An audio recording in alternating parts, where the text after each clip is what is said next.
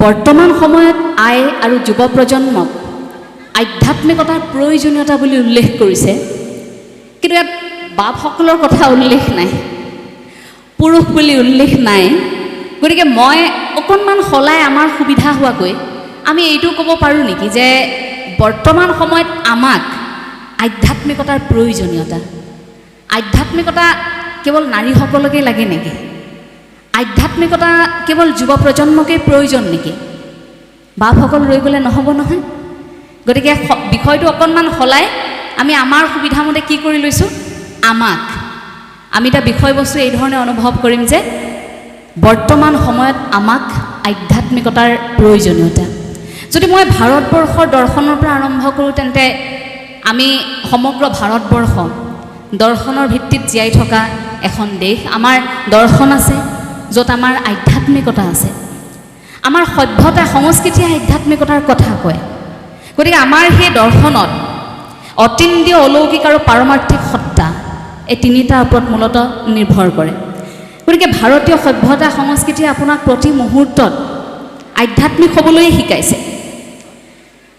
আমি যিখন দেশত যুদ্ধৰ সময়ত শিষ্যই গুৰুৰ পৰা আশীৰ্বাদ লয়, যিখন দেশত মাতৃৰ আজ্ঞা পালন কৰিবলৈ গৈ নিজে জয় কৰি অনা ভাজ্যাক ভাতৃৰ সৈতে ভাগ কৰি ল'ব পাৰে, যিখন দেশত নিজৰ ভৰ যৌৱন ত্যাগ কৰি পিতৃৰ বচন ৰাখিবৰ বাবে প্ৰতিজ্ঞা পূৰণৰ অৰ্থে সেই সকলো মায়ামোহ ত্যাগ কৰি 14 বছৰ বনবাস খাটিব পাৰে, সেইখন দেশত যদি যুৱ প্ৰজন্ম উশৃংখল, সেইখন দেশত যদি যুৱ প্ৰজন্মক লৈ নেতিবাচক কোনোৱে কিবা কথা কয়, আমিবোৰে জানো কষ্ট নাপাওঁ?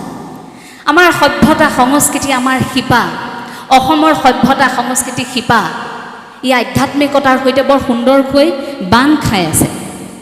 গতিকে এই বান্ধ খাই থকা উপলব্ধিটো এতিয়া আমি কেনেকৈ কৰিছোঁ? হয়তো আজিৰ পৰা বহু বছৰ আগতে এই বিষয়বস্তুৰ প্ৰয়োজনীয়তা নহ'লহেঁতেন, কিন্তু আজি প্ৰয়োজন হৈছে।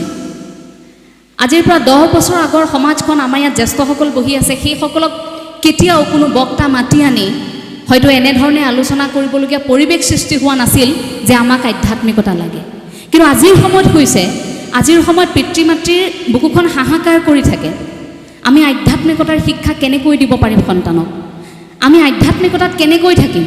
গাঁওখনত আধ্যাত্মিকতা কেনেকৈ থাকিব? আধ্যাত্মিকতা কি, কেনেকৈ, কিয় প্ৰয়োজন আমাৰ জীৱনত, তাক লৈ আপুনি মই এতিয়া ধৰ ফৰাই ফুৰিছোঁ, যাৰ বাবে এতিয়া আপোনালোকে আজি আমাক আমন্ত্ৰণ জনাই আনিছে। হয়তো ভাগৱত ব্যাখ্যাৰ বাবে তেনেধৰণে আপোনালোকৰ গাঁওখনৰ আটাইতকৈ বয়োজ্যেষ্ঠগৰাকীক দায়িত্ব দিছে। দূৰ দূৰণিৰ পৰা কাৰোবাক আপোনালোকে আমন্ত্ৰণ জনাই আনিছে, কিয়? যে অকণমান হ'লেও আধ্যাত্মিকতাৰ কিবা এটা আপোনালোকে শিকিবলৈ পাব নেকি? হয়তো আপোনালোকে এমাহজোৰা যি কাৰ্যসূচী হাতত লৈছে, এই কাৰ্যসূচীৰ আটাইতকৈ কনিষ্ঠ আৰু খুব কম অভিজ্ঞতা আৰু একেবাৰে জ্ঞান নথকা মানুহগৰাকীয়ে কিন্তু এঞ্জেলা চাংমাই। সেইসকলৰ ভিতৰত আটাইতকৈ জ্ঞান যদি কম আছে, তেন্তে আমাৰেই আছে। কাৰণ বয়সৰ ফালৰ পৰা আমি যথেষ্ট সৰু, এই খোজটো মাত্ৰ আৰম্ভ কৰিছোঁৱে। অভিজ্ঞতাৰ ফালৰ পৰা ইয়াত বহি থকা প্ৰত্যেকগৰাকীয়ে আমাৰ জ্যেষ্ঠ। গতিকে জীৱনটো আমাতকৈ তেখেতসকলে অকণমান বেছিকৈ দেখিছে। গতিকে কথাবোৰ কেতিয়াও পৰামৰ্শ হিচাপে আপোনালোকক ক'বলৈ আগবঢ়া নাই, মাত্ৰ অনুভৱ কৰা দুই এটা কথা। হয়তো আপোনালোকৰ মনতো সেই কথাষাৰ খুদুৱাই থাকিব পাৰে। যদি সমস্যা বুলি ভাবিছোঁ, কেৱল আমাৰ সমস্যা নহয়, আপোনাৰো সমস্যা হ'ব পাৰে। গতিকে যদি সমস্যা বুলি ভাবিছোঁ, তেন্তে তাক আমি সমাধান কৰিম। সেইবাবে এই বিষয়বস্তুৰ ওপৰত দুই এটা মনৰ কথা ক'বলৈ আগবাঢ়িছোঁ। এতিয়া প্ৰথম শব্দ যিটো শব্দই আপোনাক মোক এই কথাখিনি শুনিবলৈ বাধ্য কৰাই, সেই শব্দটোৱে হৈছে আধ্যাত্মিকতা। আধ্যাত্মিকতা কি আমাৰ মতে? আমিতো প্ৰত্যেকেই অনুভৱ কৰোঁ যে এটা শব্দ হয়তো ইমান জটিলো নহয়, ইমান সহজো নহয়। যদি একেবাৰে সহজভাৱে আমি লওঁ আধ্যাত্মিকতা কি, ই আত্মাৰ চেতনাৰ উপলব্ধি বুলি আপুনি মই ক'ব পাৰোঁ। অৰ্থাৎ আপুনি এই মনুষ্যৰ শৰীৰটো কঢ়িয়াই ফুৰিছে, কিন্তু ভিতৰত কিবা এটা আছে, অন্তৰখনৰ ভিতৰত কিবা এটা আছে। সেই যে কঢ়িয়াই ফুৰিছে কিবা এটা, সেই কিবা এটাটো নোহোৱাৰ লগে লগে আপুনি কিন্তু এই পৃথিৱীত এডোখৰ মাত্ৰ কাঠ হৈ যাব, শেষ হৈ যাব, এটা শৰীৰহে থাকিব। কিন্তু ভিতৰত আমি যে কিবা এটা কঢ়িয়াই ফুৰিছোঁ, সেইটো থকালৈকেহে আপুনি মই মনুষ্য হৈ থাকিম। তাৰপিছত আমি এটা মৃতদেহ হৈ যাম, শৱদেহ হৈ যাম। গতিকে সেইটোনো কি? সেইটো আমাৰ আত্মা।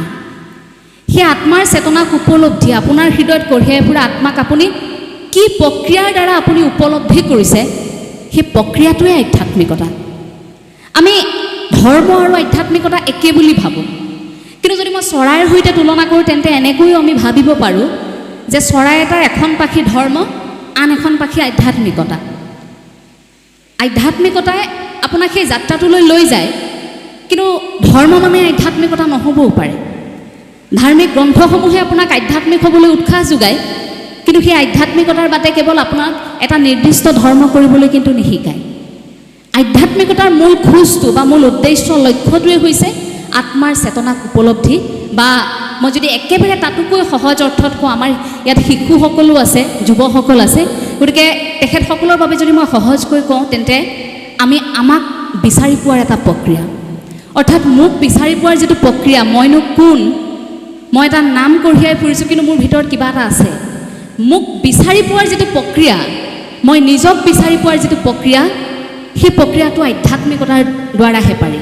গতিকে সেই প্ৰক্ৰিয়াটোকে আমি আধ্যাত্মিকতা বুলি এটা নাম দি লওঁ। যদি ধৰ্ম এটা পথ, সেই পথটোৰে আপোনাৰ অন্তৰখনে যেনেকৈ গতি কৰিছে সেইটো আধ্যাত্মিকতা।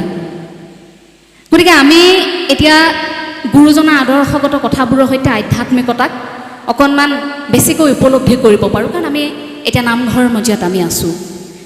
এই গুৰুআসনৰ সন্মুখত আপুনি মই বহি আছোঁ, গুৰুজনাই সৃষ্টি কৰা এই শ্ৰীমদ ভাগৱত শাস্ত্ৰ কীৰ্তনৰ ব্যাখ্যাও হয়তো চলিছে, মহাপুৰুষ শ্ৰী শ্ৰী মাধৱদেৱৰ নামঘোষাৰ ইয়াত ব্যাখ্যা চলিছে, তাৰ মাজত আপুনি মই কি কৰিছোঁ, আধ্যাত্মিকতাৰ ৰস পান কৰিছোঁ। আপুনি মই যে একেলগে আহি ইয়াত বহিছোঁ, একেলগে কৃষ্ণৰ কথা শুনিছোঁ, এয়া আধ্যাত্মিকতাৰ আমাৰ এটা প্ৰক্ৰিয়া আৰম্ভ হৈছে ইতিমধ্যে।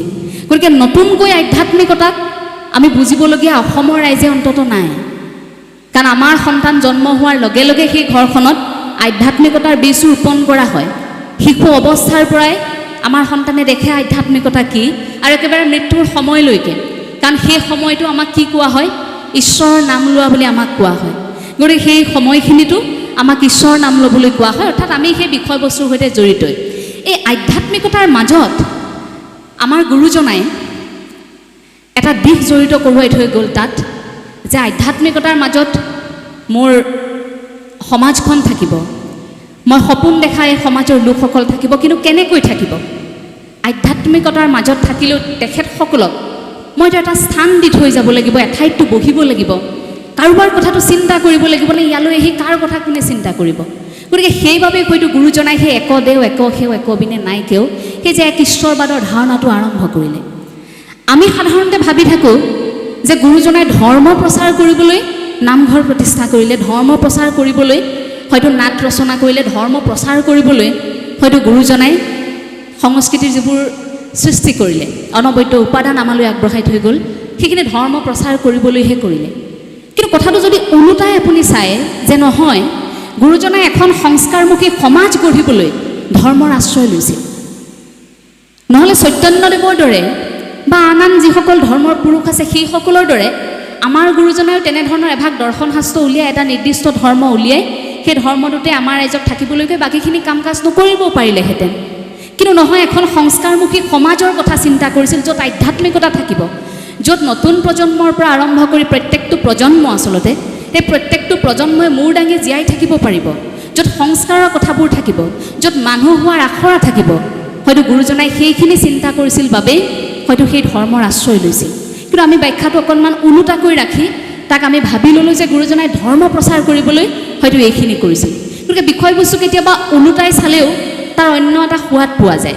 যেনে ধৰক ভাগৱত শাস্ত্ৰভাগীৰ ইয়াত পাঠ আৰু ব্যাখ্যা চলিছে, যদি ভাগৱত শাস্ত্ৰভাগীৰ আপোনালোকে প্ৰত্যেকেই সদায় এটা ভাৱ ধাৰাৰে আপুনি তাক উপলব্ধি কৰিছে, বিভিন্ন ধৰণৰ বিষয়বস্তু। ধাৰ্মিক এজন ব্যক্তিয়ে ভাগৱত শাস্ত্ৰভাগীৰ ব্যাখ্যা কৰিছে, কিন্তু কেতিয়াবা অনুভৱ কৰকচোন, যদি পদাৰ্থ বিজ্ঞানৰ ব্যক্তি এগৰাকীয়ে ভাগৱত শাস্ত্ৰভাগীক যদি অনুবাদ কৰে, বা জীৱ বিজ্ঞানৰ মানুহ এগৰাকীয়ে যদি ভাগৱত শাস্ত্ৰভাগীৰ ভিতৰত সোমাই থকা বিজ্ঞানক উলিয়াবলৈ চেষ্টা কৰে, আমাৰ গুৰুজনাই কি কৈছিল, আমাৰ ধৰ্ম, আমাৰ আধ্যাত্মিকতা, আমাৰ দৰ্শন, তাত বিজ্ঞান আছে। কিন্তু আইনষ্টাইনেও স্বীকাৰ কৰিছিল যে আমাৰ সেই দৰ্শনটোতে, ভাৰতীয় দৰ্শনটোত বিজ্ঞান আছে, তাত বিশ্বাস আছে। সেইবাবে হয়তো বিজ্ঞানীসকলেও ঈশ্বৰ বিশ্বাস কৰে। কিন্তু বিজ্ঞানীসকলে ঈশ্বৰ বিশ্বাস কৰে কেনেকৈ? আপুনি মই বিশ্বাস কৰা ঈশ্বৰজন নহয়। বিজ্ঞানীসকলে ঈশ্বৰ বিশ্বাস কৰে, তেখেতলোকে ক'ব বিচাৰিছে এটা নিয়ম, প্ৰকৃতি যিটো নিয়মৰ দ্বাৰা চলি আছে, পৃথিৱীখন যিটো শক্তিৰ দ্বাৰা আছে, সেই শক্তিটোক বিশ্বাস কৰে বিজ্ঞানীসকলে। আৰু সেই শক্তিটোক বিশ্বাস কৰিবৰ বাবে আপোনাক মোক জ্ঞানৰ প্ৰয়োজন। যদি জ্ঞান আমি অৰ্জন নকৰোঁ তেন্তে আমি সেই বিজ্ঞানক উপলব্ধি কৰিব নোৱাৰিম। আৰু বিজ্ঞানক উপলব্ধি নকৰাকৈ দৰ্শন বা ধৰ্মতত্বৰ কথা যদি আমি বুজিবলৈ যাওঁ, তেতিয়াই আপুনি মই হয়তো অন্ধবিশ্বাসৰ কবলত পৰোঁ। গতিকে ক'ৰবাত আমাৰ দৰ্শনটোৰ লগত বিজ্ঞানৰ কেনেকুৱা এটা সম্পৰ্ক, সেইটো আমি এতিয়া চালি জাৰি চোৱাৰ এটা সময়। মই ভাবোঁ যে ভাগৱত ব্যাখ্যাৰ এই সময়খিনিত কাষত আমাৰ দুগৰাকী অন্তত পদাৰ্থ বিজ্ঞানৰ, জীৱ বিজ্ঞানৰ ব্যক্তিও হয়তো থাকিব লাগে, যিসকলে ইয়াৰ মাজত সোমাই থকা বিজ্ঞানৰ তাত্ত্বিক কথাবোৰ, বিজ্ঞান কেনেকৈ জড়িত হ'ব পাৰে আজিৰ সময়ত। নহ'লে নতুন প্ৰজন্মক যদি আপুনি আনে যে ভাগৱতখন শুনি থাকাচোন, ইয়াত কি কয়, নতুন প্ৰজন্মই আপোনাক প্ৰশ্ন কৰিব যে এইখন এতিয়া কিয় শুনিব লাগে। আপুনি জোৰ কৰি লৈ আহিছে আধ্যাত্মিক চেতনাৰ বাবে, কিন্তু তেখেতসকলেতো আপোনাক প্ৰশ্ন কৰিব যে আজিৰ সময়ত মা প্ৰয়োজন কি ভাগৱত শাস্ত্ৰৰ, আজিৰ সময়ত নামঘোষাৰ প্ৰয়োজন কি, আজিৰ সময়ত গুৰুজনাৰ এই সৃষ্টি আজি কিয় চৰ্চা কৰিব লাগে। প্ৰশ্নটো যদি আমাক নতুন প্ৰজন্মই সোধে, তাৰ উত্তৰ আমি কেনেকৈ দিম? মই ভাবোঁ যে নতুন প্ৰজন্মৰ প্ৰশ্নৰ খুদুৱনি, বুকুৰ মাজত সোমাই থকা প্ৰশ্নবোৰৰ উত্তৰ বিজ্ঞানৰ জৰিয়তেও আমি দিব পাৰিব লাগিব।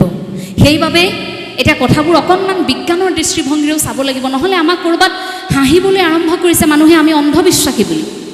আমিতো অন্ধবিশ্বাসী নহয়, আমাৰ গুৰুজনাইতো অন্ধবিশ্বাস কৰিবলৈ শিকাই থৈ যোৱা নাছিল আমাক বিজ্ঞানৰ সেই তত্ত্ব উপলব্ধি কৰি আধ্যাত্মিকতাৰ জ্ঞান লৈ দৰ্শনক উপলব্ধি কৰিবলৈ শিকাইছিল। গতিকে আপুনি মই এতিয়া বিজ্ঞানকো উপলব্ধি কৰিব লাগিব। ইয়াৰ মাজত কেনেকৈনো বিজ্ঞান সোমাই থাকে সেই কথাখিনি আমি অন্ততঃ চালি জাৰি আমি চাব লাগিব। আধ্যাত্মিকতাৰ প্ৰয়োজনীয়তা বুলি কওঁতে কিমান প্ৰয়োজন আৰু কোনখিনিত প্ৰয়োজন, এই পৰিসৰটো এটা বিশাল পৰিসৰ। ক'ৰ পৰা প্ৰয়োজন বুলি কওঁতে মই একেবাৰে জন্মৰ পৰা মৃত্যুলৈকে বুলি ক'ব পাৰোঁ। জন্ম হোৱাৰ দিনটোৰ পৰা মৃত্যুৰ সময়খিনিলৈকে আমাক প্ৰয়োজন। এটা নিৰ্দিষ্ট সময়ত আমি আধ্যাত্মিকতা কৰিব নোৱাৰোঁ, বোলে এইখিনি সময়ৰ পৰা এইখিনি সময়লৈহে আমি আধ্যাত্মিক জ্ঞান ল'ম। মানুহৰ জীৱনত তেনে হ'ব নোৱাৰে। আধ্যাত্মিকতাৰ জ্ঞান আমি জন্মৰ পৰা মৃত্যুৰ পৰ্যন্ত, আমি আজীৱন শিকন প্ৰণালী বুলিও তাক ধৰিব পাৰোঁ। গতিকে গোটেই জীৱনটো আপুনি সেই প্ৰক্ৰিয়াটোৰ মাজত জীয়াই থাকিব পাৰে, য'ত গোটেই জীৱনটো শিকি থাকিলে আপুনি সেই শেষ মুহূৰ্তত অন্ততঃ আধ্যাত্মিকতাৰ জৰিয়তে আপুনি আপোনাক বিচাৰি পাব। আইসকলৰ কথাটো আছে, মই যিহেতু বিষয়টো আমাক কৰি লৈছিলোঁ, গতিকে আধ্যাত্মিকতাৰ প্ৰসংগটোলৈ যোৱাৰ লগে লগে ইয়াৰ লগতে গাতে গা লাগি থকা আন এটা বিষয় হৈছে যে সন্তানটিক আধ্যাত্মিকতাৰ এই প্ৰভাৱটো দিয়াৰ সমান্তৰালকৈ আই মাতৃসকলেনো ডাঙৰ কৰিব কেনেকৈ, পিতৃ মাতৃয়েনো ডাঙৰ কৰিব কেনেকৈ। আধ্যাত্মিকতাৰ কথা বুজিব পৰাকৈ আপোনাৰ শিশুটিয়ে আধ্যাত্মিক শব্দটো মুখেৰে উচ্চাৰণ কৰিব পৰাটো হ'ব লাগিব। কৃষ্ণৰ কথা শিকাবলৈ যাওঁতে কৃষ্ণ শব্দটো আপোনাৰ সন্তানে উচ্চাৰণ কৰিব পৰাৰ বয়সটো হ'ব লাগিব। কাৰণ শিশু এটি জন্ম হোৱাৰ লগে লগে আমিতো জন্ম হোৱাৰ সেই মুহূৰ্ততেই শিশুটিৰ সন্মুখত ভাগৱত শাস্ত্ৰ মেলি বুজালে বুজিব নেকি শিশুটিয়ে? কেতিয়াও নুবুজে। 8 বছৰীয়া সন্তানটিক জোৰ কৰি আনি নামঘোষাৰ তত্ত্ববোৰ বুজাব বিচাৰিলে বুজিব পাৰিব নেকি তেখেতে? নোৱাৰিব। কেনেকৈ, কিমান সময়ৰ পৰা আমি আৰম্ভ কৰিম? অনুকৰণ। আপোনাৰ সন্তানে প্ৰত্যেক দিনে আপোনাক অনুকৰণ কৰি আছে।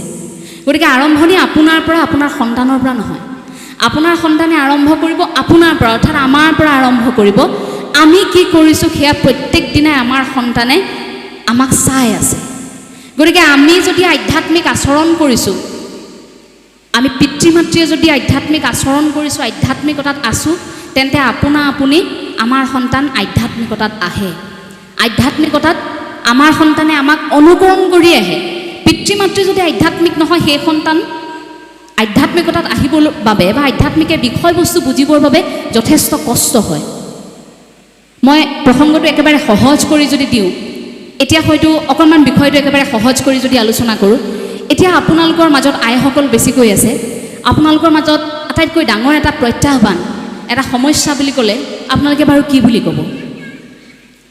আজিৰ সময়ত আপোনালোকে আটাইতকৈ বেছি ভুগি থকা সমস্যাটো, যিখিনি সময়ত আপোনালোকে হতাশাত পৰে। মই অভিভাৱকৰ সভাসমূহত যেতিয়া অংশ লওঁ, এখন অভিভাৱকৰ সভাত কোৱা কেইটামান কথা মোৰ দোহাৰিবলৈ মন গৈছে আজি, যে আপোনালোকে হয়তো নিজৰ সন্তানক দেখাৰ লগে লগে হয়তো সেই সমস্যাটো চকুৰ আগত ভাহি আহে যে মোৰ সন্তানৰ কি হ'ব?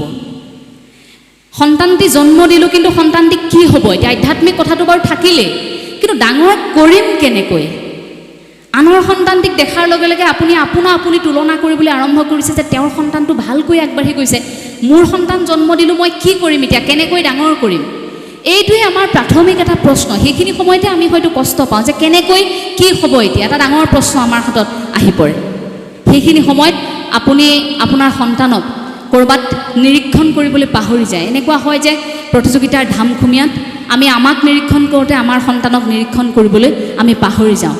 নিৰীক্ষণ কৰিবলৈ পাহৰি যোৱাৰ বাবে আপুনি আপোনাৰ সন্তান আপোনাৰ পৰা আঁতৰি যায়। এতিয়া সন্তান যদি আপোনাৰ পৰা আঁতৰি গৈছে, তাক আপুনি কেনেকৈ গম পাব? কেনেকৈ গম পাব? কেতিয়াবা যদি আপুনি দূৰৰ পৰা নিৰীক্ষণ কৰিছে, মই প্ৰথমটো সহজ উপায় দিছোঁ। যদি কেতিয়াবা দূৰৰ পৰা আপুনি মন কৰিছে আপোনাৰ সন্তান আপোনাৰ পৰা আঁতৰি গৈছে, তাৰ লক্ষণবোৰ কেনেকুৱা হ'ব জানেনে?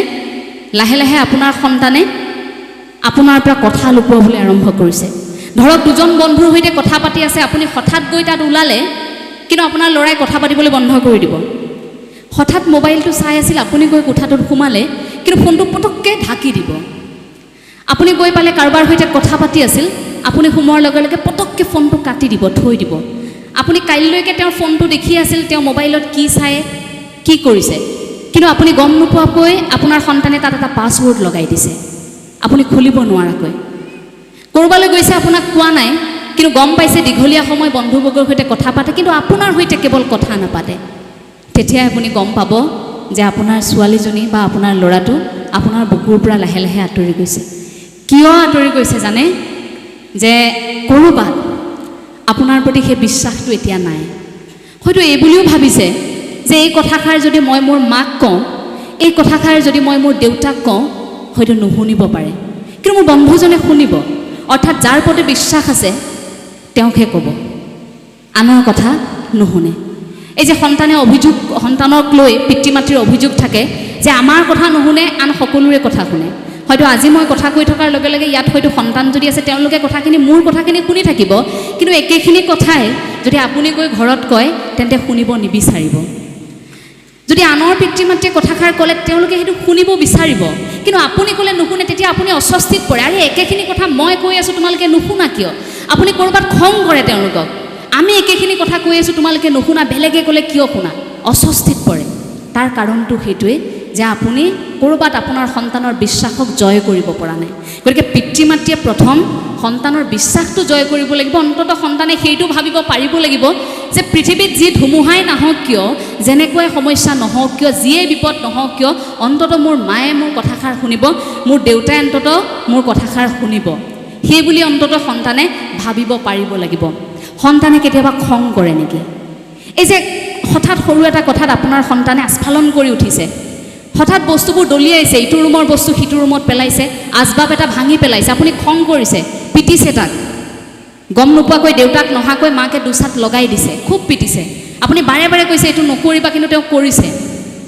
আপোনাৰ খং উঠিছে, আপুনি ভাবিছে এইবোৰ ল'ৰা ছোৱালী কি আধ্যাত্মিক শিক্ষা দিম, ই দেখোন মোৰ কথাকে নুশুনে। কাৰণ আধ্যাত্মিকতাৰ শিক্ষা শিকাবলৈ যোৱাৰ সমান্তৰালকৈ আপুনি প্ৰথমে শিষ্টাচাৰতে বিফল হৈছোঁ বুলি ভাবিব।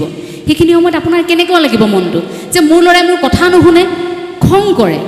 কেতিয়াবা সন্তানে কোনো কাৰণ নোহোৱাকৈ হঠাৎ দেখিব খং উঠিছে, দৰজাখন জোৰত বন্ধ কৰি ইটো ৰুমত সোমাই আছে, আপোনাৰ একো কোৱা নাই। আপুনি সেই মুহূৰ্তটো সন্তানক দোষ নিদিব। দোষ এইবাবেই নিদিব কাৰণ শিশু মনোবিজ্ঞান মই যেতিয়া অধ্যয়ন কৰিছিলোঁ, তাত মই এই কথাষাৰ পঢ়িবলৈ পাইছিলোঁ। আমাৰ শিশুৱে বা আমিবোৰ যেতিয়া সৰু হৈ আছিলোঁ, এই যে আমি খঙৰ আচৰণ কৰোঁ, হঠাৎ কিবা এটা বস্তু পেলাই দিওঁ, ভাঙি দিওঁ, দৰজাখন বন্ধ কৰি সোমাই থাকোঁ, মা দেউতাক খং কৰোঁ, আলহীৰ আগত খং কৰোঁ, তাৰ কাৰণটো হৈছে যে ভাল হৈ থকাৰ সময়খিনিত, ভালকৈ আচৰণ কৰি থকাৰ সময়খিনিত মোৰ মা দেউতাই মোক গুৰুত্ব দিয়া নাই। আপোনাৰ সন্তানক বাৰে বাৰে সন্তানে আপোনাক কিবা এটা ক'ব বিচাৰিছে, ভালকৈ কিবা এটা বহুদিন ধৰি ক'বলৈ চেষ্টা কৰিছে, কিন্তু আপুনি গুৰুত্বই দিয়া নাই। গতিকে সেই মুহূৰ্তত কণমানি মনটোৱে কি ভাবে, খং কৰি দিয়াৰ লগে লগে সেই আচৰণটোত আপুনি অন্ততঃ তেওঁৰ কথাষাৰ শুনিবলৈ বাধ্য হৈ যায়। আজি যদি মই এইখিনি সময়ত লাহেকৈ কথাখিনি কওঁতে আপোনালোকে শুনি থকা নাই, হঠাৎ যদি মই মাইক্ৰফোনটো দলিয়াই এইখিনিতে যদি হুলস্থুল কৰোঁ, তালফাল লগাওঁ, তেতিয়া ৰাইজে কি ভাবিব? সকলো থৰ হৈ ৰ'বনে? কি বা হ'ল, কেনেকুৱা হ'ল? অৰ্থাৎ আমি কৰি থকা আচৰণটোতকৈ যদি পৃথক কিবা এটা আচৰণ কৰোঁ, তেন্তে আমি মানুহ নহয় জানো? সেই আচৰণটোৰ প্ৰতি আমাৰ এটা আকৰ্ষণ বৃদ্ধি পায়। হয়তো শিশুৱেও সেইটো ভাবে, আপোনাৰ ল'ৰা ছোৱালীয়েও হয়তো সেইটোৱেই ভাবিছে যে ভালকৈ কৈ থাকোঁতে মায়ে ইমান সময় কথাষাৰ নুশুনিলে, দেউতাই নুশুনিলে, গতিকে অকণমান খং কৰি দেখুৱাওঁ। গতিকে খঙৰ যেতিয়া আপুনি আচৰণ কৰে, তেতিয়া শুনে। আপুনি আপুনি তেতিয়া চাই আপুনি গালি পাৰে, অন্ততঃ গালি হ'লেওতো পাৰিছে। সেইখিনি মুহূৰ্তত আপুনি ভাবি থাকে সন্তানে খঙত এইখিনি কৰিছে, নহয়, বুকুৰ ভিতৰত কিবা এটা কষ্ট কঢ়িয়াই ফুৰিছে। সেই কষ্টটোক মই ভাবোঁ পিতৃ মাতৃয়ে উপলব্ধি কৰক, কাৰণ এইখিনি ইমান জটিল সময়। আমি বিশ্বায়নৰ যুগত জন্ম হোৱা এইসকল সন্তান এতিয়া যন্ত্ৰলৈ পৰ্যবেক্ষিত হৈছে। গতিকে এইসকলক প্ৰথমে শান্তিৰ এডোখৰ ঠাইৰ প্ৰয়োজন, যি পিতৃ মাতৃয়েহে কেৱল দিব পাৰে। গতিকে আধ্যাত্মিক শিক্ষাৰে আপুনি আপোনাৰ সন্তানৰ বিশ্বাস প্ৰথমে জয় কৰিব লাগিব, আৰু তাৰ পাছত আপোনাৰ সন্তানক অকণমান আন দিনাতকৈ বেছিকৈ গুৰুত্ব দিব লাগিব। আপোনাৰ সন্তান কেতিয়াবা ভয়াতুৰ নেকি? আপুনি দেখিছে ল'ৰাটোৱে খুব ভয় কৰে, মানুহৰ আগত দেখোন কিবা এটা ক'বলৈ পঠিয়ালে ক'ব নোৱাৰে। আপুনি কিবা এটা কৰিবলৈ পঠিয়াই 10জনৰ আগত থিয় হৈ মাইক্ৰফোনটো ধৰিব নোৱাৰে, ভয় কৰিছে। যিকোনো এটা কাম, শ্ৰেণীকোঠাত কিবা এটা ক'বলৈ দিছে, আপুনি ঘৰত আহি সুধিছে, সি কোৱা নাই, পৰা নাই, আপুনি দুচাত আকৌ মাৰিছে, তই কিয় ইমান ভয় কৰিছ, কৰ, আপুনি জোৰ দিছে, কিন্তু কৰা নাই, কিয় কৰা নাই? তাৰো দুখটো মই আমালৈ ঠেলিম। আমিয়ে হয়তো কিবা এটা ক'ৰবাত কৰিছোঁ নেকি? সন্তান ভয়াতুৰ হৈছে, তাৰ মানে কি? ক'ৰবাত শিশু মনোবিজ্ঞানে কি কয়, যে ক'ৰবাত আমি সন্তানৰ সমস্যা ইমানেই সমাধান কৰিবলৈ আগবাঢ়িলোঁ যে সন্তানে নিজৰ সমস্যা সমাধান কৰিব নোৱাৰা হৈ থাকিল। প্ৰতিটো মুহূৰ্তত আমি সন্তানৰ সমস্যাবোৰ এনেকৈ সমাধান কৰি দিওঁ, একেবাৰে শিক্ষকে দিয়া হোমৱৰ্কটোৰ পৰা, অৰ্থাৎ গৃহ কাৰ্যটোৰ পৰা আৰম্ভ কৰি হাতৰ কামটোৰ পৰা আৰম্ভ কৰি সেই হাতৰ কামটো আমি কৰি দিওঁ ঘৰখনত। গৃহ কাৰ্য দৌৰা দৌৰি হ'লে আমি কৰি দিওঁ, ল'ৰাটোৱে মাৰ নাখাওক ময়ে কৰি দিওঁ দে, আপুনি কৰি দিয়ে। সেই সন্তানৰ সমস্যাবোৰ আপুনি সমাধান কৰি দিয়ে, কাপোৰযোৰ আপুনি ধুই দিয়ে, টেবুলখন আপুনি সামৰি দিয়ে, নোৱাৰাটো আপুনি কৰি দিছে, তেওঁক কৰিবলৈ আপুনি একোৱেই দিয়া নাই, ভাতকেইটাও আপুনিয়ে খুৱাই দিছে, মাত্ৰ তেওঁ গিলিবহে লাগে, পাৰিলেতো আপুনি চুবাইও দিব। আমি তেনেকুৱা কৰা নাইনে? গতিকে যদি ভাতকেইটাও সানি তেনেকৈ খুৱাই দিছোঁ, শিশুটিক সৰুৰ পৰা আত্মনিৰ্ভৰশীল হ'বলৈ আপুনি মই শিকোৱাই নাই, তাৰ পাছত সেই সন্তানটি ভয়াতুৰ নহয় কি হ'ব? সি ভয় কৰে, সি ভাবে যে সকলো সময়ত মা দেউতা মোৰ লগত থাকে, আজি মোৰ লগত মা দেউতা নাই, ভয় খাই আন 10জনৰ কাষলৈ যাবলৈ। গতিকে সেইখিনি সময়ত এটা মানসিক চাপ এনেকুৱা হয় যে মা দেউতা সদায় থাকে, এদিন নাথাকিলে মোৰ কি হ'ব? সেই ভয়টোৱে তেওঁক লাহে লাহে লাহে লাহে এটা মানসিক চাপলৈ তেওঁক লৈ যায়। গতিকে সেই মানসিক চাপটো যাতে বৃদ্ধি নাপায়, তাৰ বাবে আপুনি মই শিশুৰ সমস্যাবোৰ আমি ঘৰতে লাহে লাহে তেওঁলোকক সমাধান কৰিবলৈ দিব লাগিব। সেইটো আমি আধ্যাত্মিকতাৰ জৰিয়তে কেনেকৈ নিজক বুজিব? আধ্যাত্মিকতাৰ জৰিয়তে নিজক বুজিলেহে তেওঁ নিজেই গম পাব যে মোৰ এইটো সমস্যা। যদি নিজকেই বুজি নাপাওঁ, তেন্তে আমি সমস্যাবোৰ কেনেকৈ বুজিম? গতিকে আধ্যাত্মিকতাৰ আমাৰ সেইখিনিতেই প্ৰয়োজন, য'ত আধ্যাত্মিকতাৰ জৰিয়তে শিশুটিয়ে নিজক বুজি প্ৰথমে সমস্যাবোৰ উলিয়াই ল'ব, যে এইকেইটা মোৰ সমস্যা, এইখিনি মই এতিয়া সমাধান কৰিম। সেইখিনি ক্ষেত্ৰত আপুনি মই সদায় সচেতন হ'ব লাগিব। তাৰ পাছত আহে দিশ নিৰ্বাচন। আমাৰ সন্তান উচ্ছৃংখল হোৱা, বিশৃংখল হোৱা, বা আমাৰ সন্তান মানসিক চাপত থকা, হতাশাত থকা, খুব ক্লান্ত হৈ পৰাৰ অন্যতম কাৰণটো হৈছে দিশ নিৰ্বাচনত আপুনি মই কৰা ভুলটো। ক'ৰবাত আপোনাৰ মোৰ সন্তানৰ খেলাৰ সময়খিনিত, সেই বয়সটোত আপুনি মই জোৰ কৰি আন এগৰাকীৰ সৈতে তুলনা কৰি এঘণ্টা এটা বিৰতি নিদিয়াকৈ আপোনাৰ সন্তানক ৰাতিপুৱাৰ পৰা নিশাৰ সময়খিনিলৈকে কেৱল মাত্ৰ শিকিবলৈ পঠিয়াই আছোঁ। বোলে এইবাৰ ছবি ক্লাছৰ পৰা উভতি আহিছে, আপুনি লগে লগে সন্তানটিক ক'লৈ পঠিয়াই দিছে, এইবাৰ যোৱা তোমাৰ ছবিৰ তুমি শিকিলা, এবাৰ যোৱা গানৰ ক্লাছ আছে, তোমাৰ গান শিকিবলৈ যোৱা। গানৰ ক্লাছৰ পৰা তেওঁ আহি পাইছিলহে মাত্ৰ, আপুনি গানৰ ক্লাছৰ পৰা আহি পোৱা শিশুটোক আপুনি জোৰ কৰি, কাষতে থকা এগৰাকীয়ে যিহেতু আকৌ নৃত্য শিকিবলৈ আৰম্ভ কৰিছে, আপোনাৰ সন্তান কিয় পিছ পৰি থাকিব? গতিকে জোৰ কৰি সন্তানক নৃত্য শিকিবলৈ পঠিয়াই দিলে। ল'ৰাটোৰ মন নাই, খেলিবলৈ মন গৈছে, কি ঠিক সেই সন্তানে যদি বুকুত সেই ক্ৰিকেটাৰ হোৱাৰ সপোনটো দেখি আছে, যদি খেলিবলৈ বিচাৰি আছিল, সেই সন্তানক আপুনি জোৰ কৰি সকলো দিশত ইমানেই হেঁচা প্ৰয়োগ কৰিলে যে এটা সময়ত সেই সন্তান যন্ত্ৰলৈ পৰ্যবেক্ষিত হ'ল, আৰু তাৰ পাছত সেই সন্তান এটা হেঁচাত পৰিল, যাৰ বাবে নেকি এটা পৰীক্ষাৰ দেওনা পাৰ হোৱাৰ পাছত, আপোনাৰ পৰা আঁতৰ হোৱাৰ পাছত সেই সন্তানে ভাবিবলৈ আৰম্ভ কৰে, এতিয়া অন্তত মা দেউতা বা গাঁৱৰ ৰাইজে আমাক চাই থকা নাই, গতিকে আমি এতিয়া ডাঙৰ হ'লোঁ, এতিয়া অন্তত আমি নিজৰ মতে কাম কৰিব পাৰিম। কাৰণ তেওঁলোকে এটা পিঞ্জৰা বুলি ভাবিবলৈ আৰম্ভ কৰে। দিশ নিৰ্বাচনটো আপোনাৰ সন্তানক যে কোনটো দিশত আপুনি আগবঢ়াই নিব, বা সন্তানে কোনটো দিশত যাব বিচাৰিছে, এই দিশ নিৰ্বাচনটো আমাৰ ক্ষেত্ৰত বহু ভুল হয়। কিন্তু বহিৰাজ্যত বা বহিদেশত মই সেই ভুলটো হোৱা দেখিবলৈ নাপাওঁ। কাৰণ তাত প্ৰাথমিক বিদ্যালয়ৰ অৱস্থাতে, প্ৰাথমিক পঢ়ি থাকোঁতেই সেইখিনি সময়তে শিশুটিক পৰীক্ষা কৰা হয় যে শিশুটি কোন দিশত যাব বিচাৰিছে। যদি শিশুটি সেইখিনি সময়ত নাপিত হ'বও বিচাৰিছে, তেওঁ ভালকৈ চুলি কাটিবও পাৰে, সেইটোও যদি পাৰে তেওঁক সেইটোও প্ৰশিক্ষণ দিয়া হয়, যদি চিলাই কৰিব পাৰে সেইটোও প্ৰশিক্ষণ দিয়া হয়। কিন্তু আপুনি মই কি কৰোঁ, সেইখিনিত আমি হেঁচা প্ৰয়োগ নকৰোঁ। আমি হেঁচা ক'ত প্ৰয়োগ কৰোঁ, টানি আনি আনৰ দৰে আমাৰ সন্তান এইটো হ'বই লাগিব। মই সপোন দেখিছোঁ মোৰ সন্তান লোভনীয় বেতনৰ এটা চাকৰি কৰক, হ'বই লাগিব, সেইবুলি সন্তানৰ ওপৰত আমি এটা হেঁচা প্ৰয়োগ কৰোঁ। তাৰ পাছত আমি কওঁ ল'ৰা আধ্যাত্মিক কৰিব পৰা নাই, ছোৱালী আধ্যাত্মিক কৰিব পৰা নাই। কিন্তু আশাটো আপুনি মই কৰিছোঁ। আপুনি মই আশা কিয় কৰিছোঁ যে মোৰ সন্তান ডাঙৰ হৈ মোক এইটো গঢ়ি দিব, মোৰ সন্তানে ডাঙৰ হৈ চাকৰি কৰি মোক এইটো লৈ দিব। সন্তানৰ ওপৰত ভৰসা পিতৃ মাতৃৰ আটাইতকৈ ডাঙৰ দুৰ্বলতা। আপুনি ইমানো ভৰসা নকৰিব যে সন্তানে আপোনাক প্ৰতি মুহূৰ্তত একেবাৰে শেষ মুহূৰ্তলৈকে ধৰি ৰাখিব। কাৰণ শিশু অৱস্থাত থাকোঁতে আপুনি বুকুত লৈ কান্দিবলৈ সময় নাপালে। শিশু অৱস্থাত থাকোঁতে আপুনি সেই শিশুটিক পৰিচৰ্যা কৰিবৰ বাবে এগৰাকী মানুহ ৰাখিবলগীয়া হৈছে, কাৰণ আপোনাৰ চাকৰি আছে, আপুনি সময় দিব পৰা নাই। গতিকে আপুনি ভাত এগৰাক খুৱাই দিব পৰা নাই, সেইখিনি সময়ত বুকুত লৈ সন্তানক মৰম কৰিব পৰা নাই, নিচুকনি এটি গীত গাব পৰা নাই। সেইখিনি সময়ত সেই সন্তানক আপুনি ক্ৰেছত থৈ আহিবলগীয়া হৈছে, আনৰ হাতত গতাই থৈ আহিবলগীয়া হৈছে। তাৰ পাছত আকৌ আপুনি মনতে ভাবি থাকে যে মোৰ সন্তানে মোক বৃদ্ধাশ্ৰমত নথলেই হয়। আৰু শিশু অৱস্থাত যদি আপোনাৰ বুকুৰ পৰা আঁতৰাই পঠিয়াইছে, তেন্তে বৃদ্ধা অৱস্থাত তেওঁ মোক বৃদ্ধাশ্ৰমত নথওক এইটো কিয় ভাবিছে? এইটোতো পৰিপূৰক কথা হৈ গ'ল। কাৰণ আমি যিটো আচৰণ